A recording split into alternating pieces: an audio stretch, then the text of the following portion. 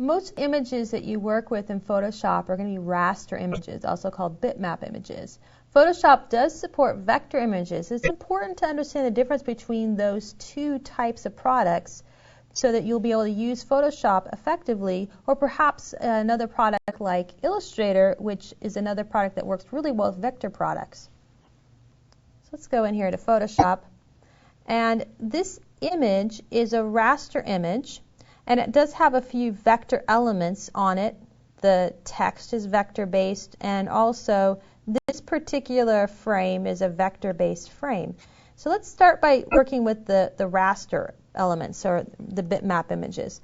I'm going to go here and zoom in. And as I zoom in, what you're noticing is you're seeing a grid of pixels. And raster images are based on grids of dots. It's also called pixels, and pixels is short for picture elements. And each pixel is assigned a location and a color value. So if you think about this as a giant grid, you're just going to the grid and saying something like G27, and that's the color that's assigned to it. And when we zoom out, we're seeing a composite image, but when we zoom in, we're seeing the actual grid. And your digital photos and even digital images are going to have that feature. They're all going to be based on that element.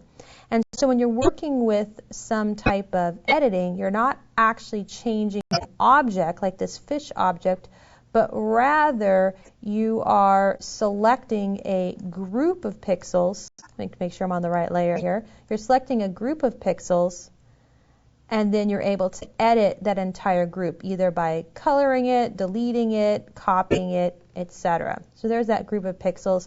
And these raster images are resolution independent, which means the higher the resolution, the more pixels per inch that you have, and that's going to give you the more details. It's going to make the file size a little bigger, but it's going to give you more details for working with your images as well.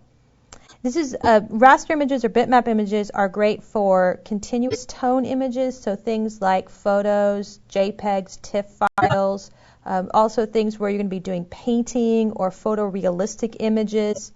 Those are the kind of things that you'd be wanting to use. One thing you should be aware of, though, is that when you work with these raster images, that you want to make sure that they are set for the optimal output, whether it's for web, or screen, or print, because resizing these can make them either look grainy or blurry if they're not quite the right resolution.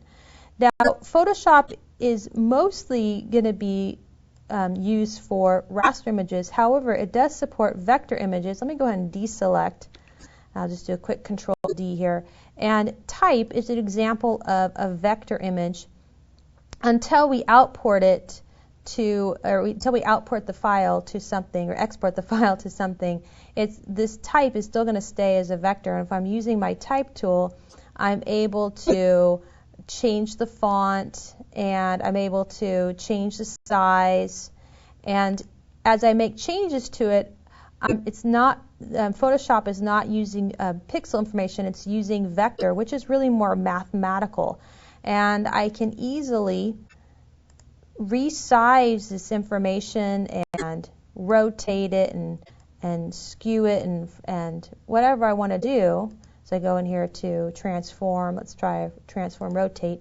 And if I start making changes to it, this is a non-destructive change because, let's go ahead and commit that, because it's all vector based until we are finished.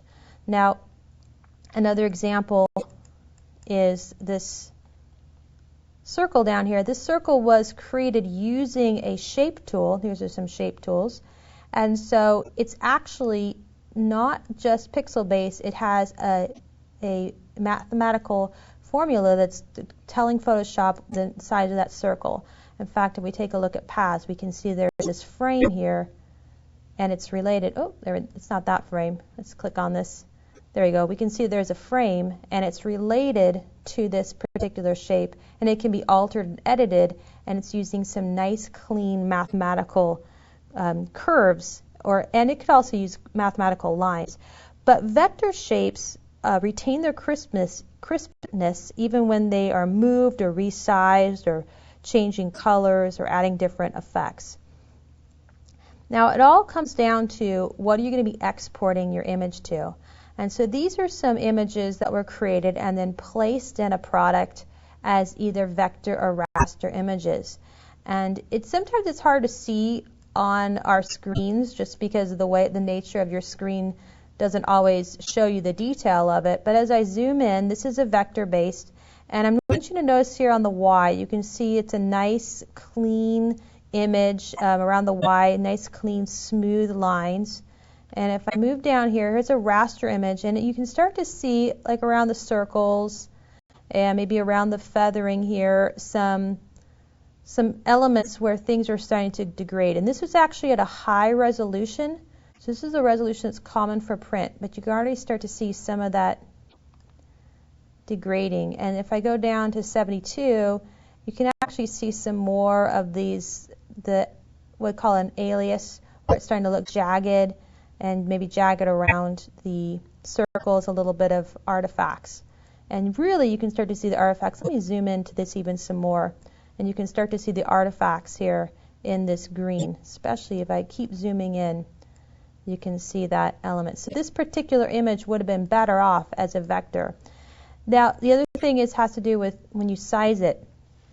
And here's the same exact file, but it's been resized a couple times. And with the vector, I want you to notice here on the Y and the circles that it still has a pretty smooth element. And also if I come down to the part with the feather and the gradient, pretty smooth and crisp. But it's interesting too because this gradient and the feathers are actually raster elements that are being rendered, or vector, yeah, they're being rendered. So it's kind of a blend of that. And here's some examples of an image that was a raster, and when you start resizing it, you can see there's some changing of the image when you start to resize it. And if I move down, yeah, so this just gives you some ideas about raster versus vector. But what it really comes down to with Photoshop is that with Photoshop, primarily you are going to be using raster images because that's just the nature of your JPEGs and your TIFF files.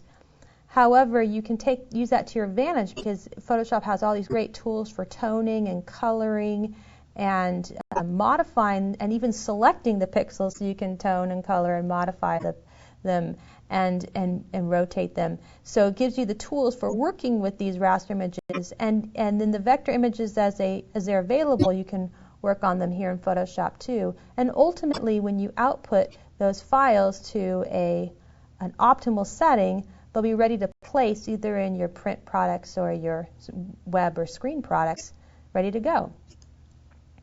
So that gives you an insight to the difference between raster images and vector images and how you want to approach them when you're using a product like Photoshop.